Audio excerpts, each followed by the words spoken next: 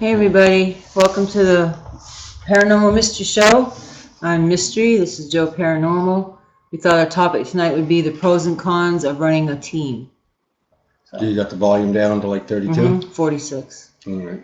If anybody comes in, or we'll wait till people come in and ask them how it sounds. And then you only have part of a head. Oh, well, that's all right. That's all right. All right, so the pros and cons of a team. What do you think? I used to think that when we belong to teams, I used to think, God, sometimes they can be so bitchy, you know? And then after running a couple teams, I know exactly why they were that way. But it's tough to get, like, if you want to have a team meeting, not everybody shows up, and then you tell some people one thing and the other ones don't know what's changed. It's just a mess. It's tough when you do a team meeting even in a month in advance, and everybody says they're going, and then last minute, oh, nobody can make it. So it does get aggravating. Well, here's why you have a team to begin with. People set up. There's usually a founder and a co-founder, or two co-founders, or two founders, whatever how you want to call it. But it's usually a couple of people that have this big passion for the paranormal. I should say for ghost hunting, because in all reality, paranormal investigating ghost hunting is just a small bit of it. But you have this passion for it, and you're willing to do anything to make it work. So then you get other people that find you and are so interested in it that they want to join, so you let them join, but they really don't have the passion you have, the amount of it, because they're not willing to give up different events, different things, or I shouldn't say give up. I mean, if you have something already planned, like say 3 months ago you bought tickets to a concert or something, and then you've had it sitting on the tickets for 2 months, and then a month away from the concert, you say, hey, we got an investigation. It's like, well, all right, you had a prior engagement. Right. So, that does come first. I wouldn't, if I had concert tickets or an event to go to or something, I wouldn't tell a potential client on the phone, sure, I'll do it on such and such date when I already have plans. But if you don't have plans and you schedule an investigation, how can something better come along? Right. It's like, this was your passion. This is what you want to do. Right. And it's hard. If you have a 10-member team, sometimes you're lucky to get 4 people show up. Sometimes you only want 4 people because it's not big, but, if you're doing places like the Haunted Victoria Mansion or the St. Augustine Lighthouse or I don't know, some of the other places that I've been. Yeah, but we don't have a problem with people showing up for investigations because that's what they want to do. We have a problem with people showing up to meetings. Yeah. Or if you have to be in an investigation, it's a 2-hour drive and you want to leave a little room in case something happens, traffic, whatever. You tell everybody 2 weeks or a month prior to when the investigation is, meet at our place, all at one place at 6 o'clock. And you're still standing out there at 6:30 waiting on somebody. That's what aggravates me. Well, that's only because we don't have a car and we don't drive. Well, yeah. But even if we did drive, we were still having to wait. Yeah, we'd still be waiting on people to get in our car. And we're not picking on any team in particular. Right. We're not picking on New Bedford Paranormal or Jackson, the phone party, or Jacksonville Ghost Hunters or, any other team we've owned or anything. It's just because every team I've belonged to since the very first one, it's always been that way. Yeah. I remember with Ghost Search Investigations, Craig always used to tell me, yeah, we got like 10 or 12 members on the team. I only met Dana, Crystal, and Craig. Yeah. I never met anybody else. Yeah. But when we'd have team meetings, he'd send them the team, the time and place and all that. And it would just be us 4 that would show up. Yeah. But Tabby did good with Jacksonville Ghost Hunters. I mean, with Florida Ghost Chasers. Yeah. And that's where you got the idea of like, wow, people can be really mean. But she set her foot down. You have to have structure in a team when you do a team. You have to have rules. You have to have structure. Yep. I mean, it's not a job, but you don't get paid for it or nothing. But the passion's supposed to be there. Right. The passion's supposed to drive you to So you're like, okay, we got a team meeting coming up. We've got, well, I don't know. It's really the only thing I can picture about. Oh, how about reviewing evidence? Oh, I know. Sometimes the best thing to do when you run a paranormal team, you have team members, have them bring your computer to the investigation with you, and before you guys leave, have everybody download all the evidence into your computer, because if you don't, you're never going to get the evidence back half the time. Yeah. No, we had some members that were good at it, though. Oh, yeah. I mean, Glenn would always, after an investigation, he'd always make plans to come by. Yeah.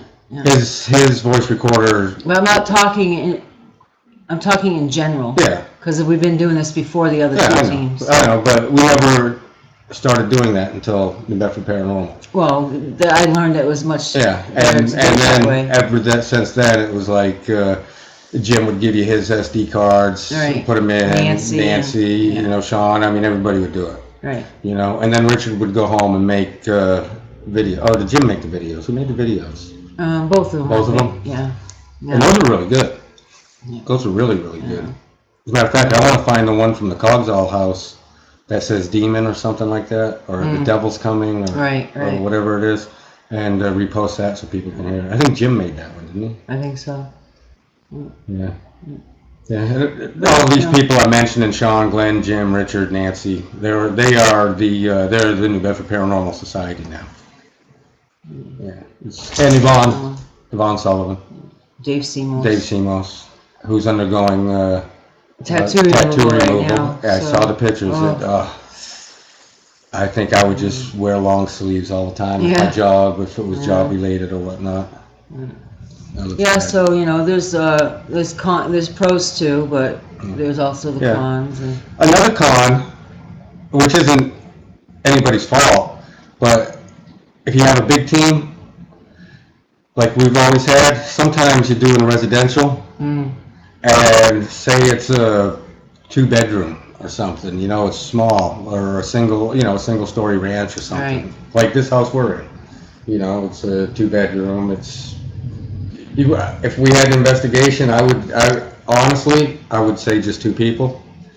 And how do you pick and choose? Yeah. I think the best way to pick and choose is the ones that seem more involved with it. Like if you come to team meetings, if you answer back in messaging, when we need an answer, and not just seen and not answer, things like that. I mean, if you seem like you're go-getter, the ones that are the ones that I think should go when we do that. If you got members that don't answer you back, or you see they're on Facebook but they don't come in and answer you back, or members that cancel a lot last minute or don't go show the meetings, of course they're not going to go. It's the initial ones that are that we can depend on will be going. So. And one of the big pros of a team is, though, you got more people looking for places to investigate. Yeah. That doesn't always work out. Yeah. I mean, like I keep going back to Glenn. Glenn was always he was adamant at getting this school called the Sarah Ottewell School. It was a charter school in New Bedford, Massachusetts. It was built in 1901 or 1902, and it actually started out as a women's prison or women's jail.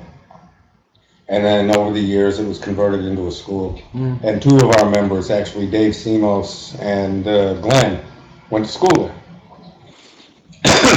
And Glenn tried hard. We did. We met with the superintendent. And, I met with him once with Glenn. Glenn talked to him 2 or 3 times. And so he did try. Sean always tried. Sean drives for a living all around New England, not just Massachusetts, but all around New England. And he's always coming up with places. But it's hard, depending on the area. In Florida, any place I ever asked, ever sent an email to, ever just knocked on the door or whatnot, it was, absolutely, that'd be great, that'd be awesome. Yeah.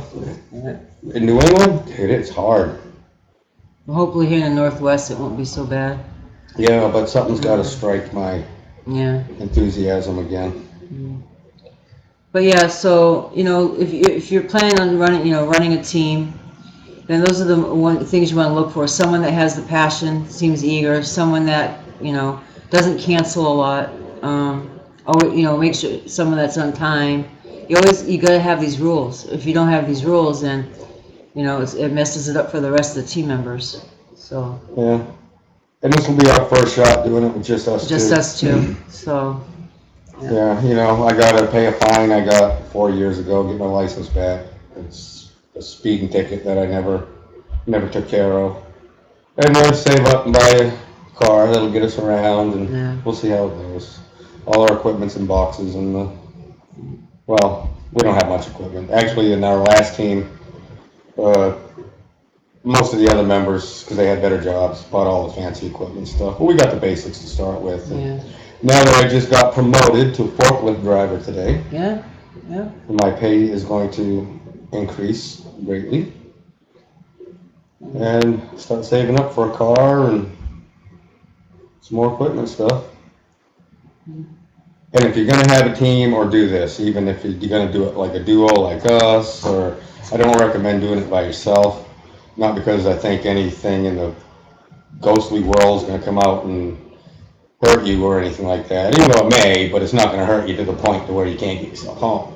It's if you get hurt. I was on an investigation where a guy fell through a deteriorated part of a roof on a second-story building, and he didn't get hurt bad. He didn't fall. It's not like he fell through to the ground floor or nothing, but he scraped up his legs and his shins and banged his elbow up pretty bad. And, you don't want to be alone and have stuff like that happen. Yeah. Or even if you're in a basement or something and there's bare wiring or loose conduit or something, and you bump up against it and you get zapped. I mean, you don't want, you can't be alone. And some teams do this, but we don't do this. And a lot of teams, they actually have to where you pay dues once a month. It's supposed to help out with, equipment, gas, places, food, whatever, on traveling. But, that's, the money's supposed to go to that, But, we don't do that. Actually, when Eric Perry was interviewing me on his radio show, he asked me what I thought about that. And I said to each his own, I said, we honestly don't do that. Right. But he says, well, we do. I think it was Eric. Don't quote me on it, but I'm pretty sure it was. And it does. The money goes for... You gotta change that. That's disgusting. The money goes for t-shirts and equipment and gas, and if they're traveling, they can eat, and but you got to make sure you got somebody in charge of it that's going to be honest, faithful. Yeah. So, you don't want to be doing that and then not have no proof that maybe the people are paying their bills with the money, So Right. Get some kind of proof or. Loco Box wants to know what is an American custom. American custom, barbecuing on the 4th of July? I don't know. What is an American custom? You tell us. And welcome to the room, by the way. You're the first person in tonight. Hopefully not the last. Yeah, paranormal, it's a lot of fun, but it's also a lot of legwork too. Turkey Day. Yes, Turkey Day, Thanksgiving, yeah. Yep. That's May, June, July, August, September, November.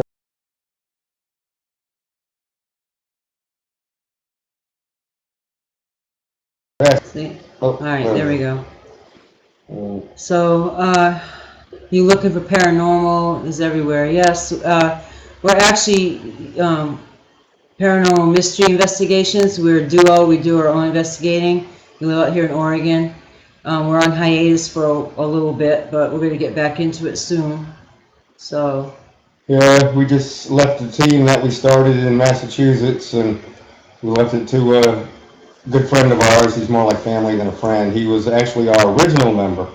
When I formed that team, she was in Massachusetts, I was living in Florida. We put the team together, and he was our first member, and he's running that now. And we also, in Florida, we ran a team called the Jacksonville Ghost Hunters. And now we're going to run Paranormal Mystery Investigations, which is going to just be 2 of us this time. Yeah. So, yeah. Actually, the show's supposed to be about the pros and cons of running a full team. So we pretty much covered everything. We did. I don't regret any of my teams. I don't regret anybody else's teams that I've ever been on. They've all had their own little thing and did, it was all good and met a lot of people. The one good thing I can say about Massachusetts is that we did work with a lot of other teams. Yeah. And one of them became our sister team, Night Hunters Paranormal. Out of Fall River, Mass. Out of Fall River, Mass. Steve and Maribel Britta. Yeah, local. It is everywhere. Paranormal's everywhere. So that sucks. I tried calling Steve, but he didn't answer. I let Maribel know that you tried calling. Okay. But have you ever done anything paranormal, Local Box? The world is more paranormal than normal. That's true. Where are you from, Loco? Cali? Oh, California. I used to live in Stockton for years, over by Sacramento. Yeah. We got a good friend that's a paranormal investigator that lives in Sacramento. Sacramento, yeah. And it's only 11 hours from here. Yeah. So hopefully we'll get together sometime. And we got another good friend who's an investigator that lives in Washington State. He's about an hour and a half or 2 hours away, though, even though we're only 30 minutes from the Washington State border. Yeah. And we're about an hour away from Idaho, I think, an hour and a half away from Idaho. 11 hours from Sacramento, and probably 11 hours to Nevada. I'm not sure. I've never been to California. I've never investigated there, but I'd like to. Our team member from our last team, his name is Jim Tieran.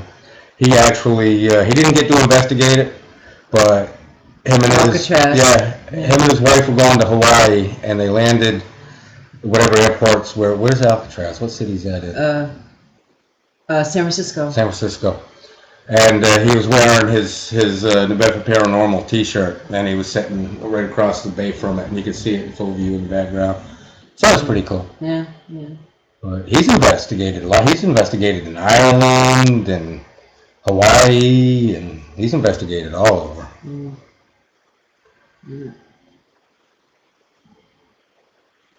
But I don't know. If I got to go to California, I think Alcatraz. I got a thing for doing prisons. Winchester House. I don't even think that place is haunted. You don't think so? No, I think that's all propaganda stuff. And then there's the Whaley House. The Whaley House would be good. That's in California. San Diego is Queen Mary. Oh yeah, the Queen Mary. San Diego, yeah. I've been invited to go out there, but I can't afford to. That's when I was living in Florida. I wasn't going to make it from Florida to San Diego. So, Local Box, have you ever had paranormal experiences at all, or?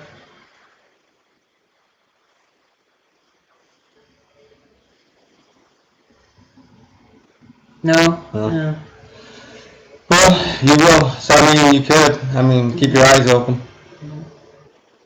See, we actually, we constantly have experiences being in the field. You bring home stragglers, whatever. You have attachments when you go places. So we're so used to it that so people have never had an experience. If their mind's not on it or they're not thinking about it, they're not gonna. It might go right by you without you even noticing. Not even knowing it, So. But that exists, yeah. Yeah, it does, Yep. Well, that kind of keeps. Oh, go ahead. No, as I say, I like your theory. Like you say, like if you were to die right now, we have all this energy. Where's the energy going to go? Energy never dies, so it has to go somewhere. So that's where your spirit and ghosts and. Yeah, our nervous system is made up in our central nervous system, our brain matter. Everything that makes us is electrical energy. Yeah. So, just because my body ceased to give out that energy. Yeah. That's what I think a spirit is. We'll all know the truth one day. Yeah. I believe in spiritual energy. Yeah. We'll all know the truth one day unless everybody's wrong about everything, and when it's over, and that's it. You never know. You never know. It's all theory, Yeah. Well, it's all what ifs and theory. But there's just certain things you can't deny. look at our videos, our EVPs, you know? Yeah. Yep. Yeah, Local Box, if you have a Facebook, you can actually go to Paranormal Mystery INV on Facebook, and that's our team. And we actually have a album called Paranormal Pics, and we have videos, EVPs, and stuff, so you can go on there and check it out. Yeah. Oh, hey, Volantes. Good greeting, casters. Hope you're both doing great. Yes, we are. Yes, we are. It's the weekend. It's the weekend, and I was actually going to go for a job interview today, which I knew I was going to get this job that I was going to. But I didn't, because before I left work today, my boss promoted me. and I'll be making more in 3 months than I'd be starting off at the other place. Yeah. And the place I'm working at has good health insurance, good benefits. So. Hi, Moon Boots. Moon Boots, why does that sound familiar? I don't know. I don't know. Been on social media. Interesting talk about metaphysics. Oh. Actually, we were talking. Hey Joe, do we know you, Moon Boots? And Valentes, I know we don't know Local Box, but she's from California. He or she's from California. And they believe in spiritual energy, which we do too. Yeah, we're just doing a show on pros and cons about running a paranormal team, but we pretty much covered all that. I don't know, my name gets tossed around occasionally. I'm thinking he does shows, he or she does shows. I've seen that Moon Boot sounds familiar. Do you do shows on here? Demon's energy can scare you. If you guys were watching channels or not. Demon energy can kick your ass. You kidding? Yeah. God, I've had more than. Okay, we just found Vaughn 2 days ago. Okay, we just found it like a week ago. Yeah, a week ago. And this is the most active we've had. Most activity we've had in our chat room. We've had some of our paranormal friends, whatever, that follow us on Facebook come in here a few times. So, Red Dress is also tossing my name around too. Red Dress. I have no idea. I've seen the Dog Pound. Oh, nice to meet you too. Nice to meet you. This morning I was actually watching a show, Trashana 1. Trashana 1, yeah. Demons possess people and animals. Oh. About demons, they're very few and far between. They're very rare. I think Joe's come across one in his 40 years of doing this business. I've done 2 supposed demonic cases. The first one, I did actually witness a possession. And I witnessed a guy get picked up off the floor and thrown through a metal filing cabinet. And everything's caught on film. I just wish I owned the film. Somebody else owns it. And we're not. He's in Florida, I'm here. We're not in touch anymore. Actually, he started long haul trucking, and I don't even think he's investigating anymore. But, and that fast, the house sounded like it exploded. We caught 2 bedroom doors on our DVR system just go fly wide open. A lady on the carport sitting with my ex-paranormal partner. She went flying over backwards in her chair. This guy got picked up off about 6 to 8 inches up off the floor, thrown through a metal filing cabinet, and my right dowsing rod left. If you're looking at the video, it was this high. This dowsing rod picked up in my hand, turned around, and started jab me right there real hard. And as soon as all that happened, one of the other investigators in the room flipped the light on, and that's when we seen the guy on the floor, the filing cabinet dented, and reviewing the video, we seen how far up his feet came. The girl that was sitting on the bed, this is no lie, turned around and looked at me. She was 16 years old. She looked like Granny from the Beverly Hillbillies. Hello, Silhouette. Her eyes were black as coal. It's a cute name. Her mouth was all wrinkled up, and she got right up in my face and went to me. So I put my forehead right on hers, and I pushed her back in the wall, and I said, "Get the fuck out of here now." And then her mother, it was her grandmother, that one that flipped her over in the chair, came running in the room, and she just burst out in tears and was like, "I told you it would happen. I told you it would happen." Too loud. Yeah, you know what, Silhouette, what's really weird is we do shows on other venues perfect sound, perfect picture. Vaughn's the only one we have a problem with perfect sound and picture. I don't get it. I just lowered the volume down to 30, so I don't know. Well, let's see. And after that night, and we actually went to this house. This house was in Palm Bay, Florida. We went to it 3 times prior to that time and got nothing. No EVPs, nothing, no feelings, no nothing. But they kept calling us, and that's what we do. And we knew they weren't crazy. We knew they weren't just looking for a paranormal show for the evening. I mean, these people had genuine fear and everything. So we went back, and that night, just all hell broke loose. It was amazing. And after that, you know what? About 3 months after that, I lost my job that I had for like 6 years. I couldn't get another job. My marriage went down the tubes. Financial problems. And then one day, it was in Titusville, Florida. We were asked to go speak at the Spacewalk Hall of Fame Museum. Or not speak, but to investigate the Spacewalk Hall of Fame Museum. It had all kinds of artifacts from the first space mission, before they even sent men up there. I mean, when rockets first started flying up until the space shuttles. It's a pretty cool place. So it was actually me, Craig's daughter, and one other person. Craig couldn't make it for some reason. Not the first time, he made it the second time. But the curator of the museum had a friend. And she was like she kind of reminded me of Jeannie. Like a little gypsy woman that was into weird stuff.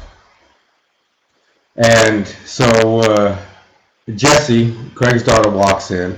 The other guy walks in. I'm going to walk in, and that lady said, "Stop. You're not coming in here." And I was like, "Why?"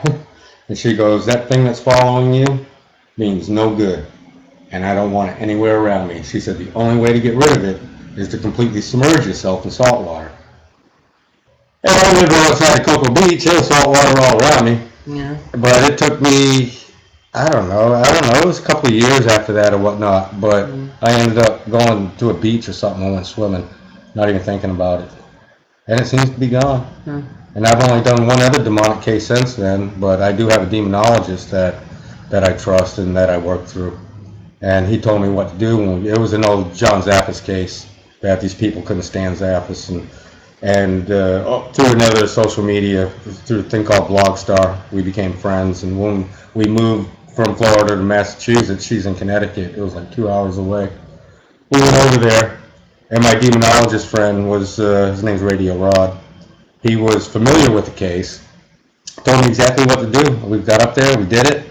Yeah, we had a problem. There was no dramatic nothings, except she ran outside crying, saying that there's all kinds of spirits, all confused, wanting to know why they have to leave. And she's like, "He's not making you leave, he's making this one." Like, what was the demon's name? I can't even remember. Belbereth. Belbereth, that's right. Something about horses and. He was a secretary of hell, and he rode a red horse. Yeah. But there was no dramatics, no nothing. We had a good time. Everybody had severe nightmares. I didn't, but everybody else did. But Loco, like you said about possession and stuff, it is very rare. It's a very rare thing. But it does happen. Yeah. Sometimes we get people call up and say, "Oh, I got a demon in my house." And we try to explain to people it's just a person that's upset, angry, or he's trying to get your attention. I always say, try to picture you, if you had passed away and you're trying to get somebody's attention and they can't see or hear you, you're going to be upset, you're going to throw things, whatever, to get attention. Doesn't mean it's a demon. After you learn how to do that, though, I'm curious about that. I wish I could actually be a ghost for like 3 days and come back. It says those demons smell like rotten. Oh, dude, that house, this is no lie. That house in Palm Bay, Florida, where all that happened at, these people weren't dirty at all. It was a nice middle-class American family. And that house smelled like sulfur. And the roaches were so bad that I actually had to go to the bathroom. I had to pee. So all the lights were off in the house, but I opened up the bathroom door, I flipped the light on, right? There was a pair of jeans laying in the middle of the bathroom floor. There were so many cockroaches underneath it that the pants moved. The material actually moved when they all scattered from the light. Infestation, yeah. And Craig was the one that asked him, because to me, I'm embarrassed to ask people, you know. It's like, why do you got so many bugs? You know, you a pig or something? But the house was clean. But the lady brought out a stack of exterminator cards about that thick. That's how many people had been in that house. And the story of that was they rented the house. The original owner that had that house built, it was built in the early 70s. Supposedly, was something wrong with him. He was raping his 16-year-old daughter, and he killed her, he killed his wife, and he killed himself. And the girl, I can't remember her name, the one that became possessed on me, said that the dead girl used to come to her and tell her exactly what happened, and that the reason that her father did it is because he was possessed by a demon. So, I don't know. Yeah, well, this is, that's messed up. But she said it's interesting how people don't do background research locations they move into or rent out to start a business. So, you know, and we used to, me and Dana was actually, Dana Emanuel. She doesn't investigate anymore. After that night, she quit. She actually found religion and became an ordained minister. Yeah. And but even after she stopped investigating, she used to travel around to different paranormal conferences and play the video. And Craig had the other half of the video. She had the handheld in the room. Craig had the DVR. Craig was never willing to come off his. He always thought he could sell it for money. And Dana was just willing to educate people and show people. So me, her, and her daughter Crystal would travel around and would speak at different paranormal conferences and stuff. It was really good. Actually, Local Box, that is kind of true, because the demonic case he did, it would follow us to investigations. We actually have it, and it's like wiggling like this, like its arm going across a video. We caught a video while he's doing an investigation at a place we were at, and it came uninvited. So that's true. I mean, it's like they know where you are. We were in Fernandina Beach, Florida. We were doing actually an old brothel.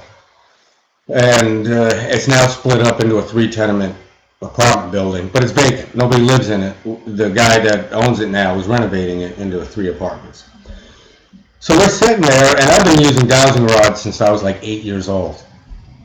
And I knew I was talking to a human spirit, just by the way they were acting and how much energy. Marguerite, it was a Marguerite, yep. And how much energy I could feel them when they were going back and forth. You can feel the like the opposite ends of a magnet. Magnets, yeah. And all of a sudden, they just started spinning around like helicopters. And that had happened on previous occasions when not so good things had happened, like I'd get bitten. I'd be sitting in the dark and end up with a bite mark here on my shoulder, or a burn on my back, or scratches or something. So I knew right then and there I was no longer dealing with Marguerite or any human spirit. So I cussed this thing out, told it had to go, laid into it. And the guy holding the camera, Jeff Saltz, who belonged to Florida Ghost Chasers, then started his own team. I can't remember the name of it. He says, "Joe, I can't believe this, but I just watched the light anomaly leave from beside you, and I didn't see it through the infrared lens. I saw it with my own eyes." And at that time, Tracy is like, "What the fuck," right?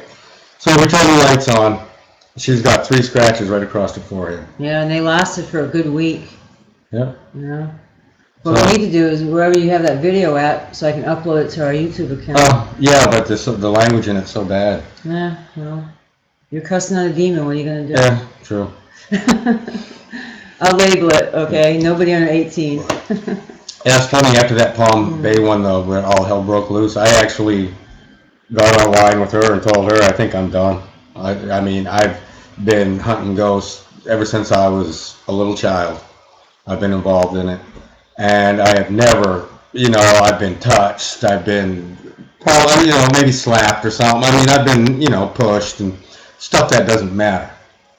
But to see that much energy happen in one split second, it's like, holy crap, there's forces out there that I didn't think were real, but they are. Yeah, and if anybody wants to friend us on Facebook, it's Paranormal Mystery INV. Go to the Facebook. You can actually go into our albums and see all our paranormal pictures. We've got a couple videos that are really cool. Was it a dead ferret? Yeah. And a hand coming out to reach me in an investigation we did. I was walking past the kitchen and you could see this hand come out and then go back in. So we have some good evidence on our Facebook timeline. And we always accept everybody. So if you friend us, we won't turn it down. We accept everybody. So you guys want to look us up and then tell us, oh, this me, Silly Wabbit, or it's me, Loco Box, and then we'll know who you are, so. What? Yep. So where's everybody from? Local Box is from California. Yeah, you think your dog's possessed? I know my cat's possessed. We don't know where Silly Wabbit's from. Or Volantis. Yeah. Where are you guys from? We're from Oregon now. We're kind of gypsy people. We started in Florida, then Massachusetts, and now Oregon.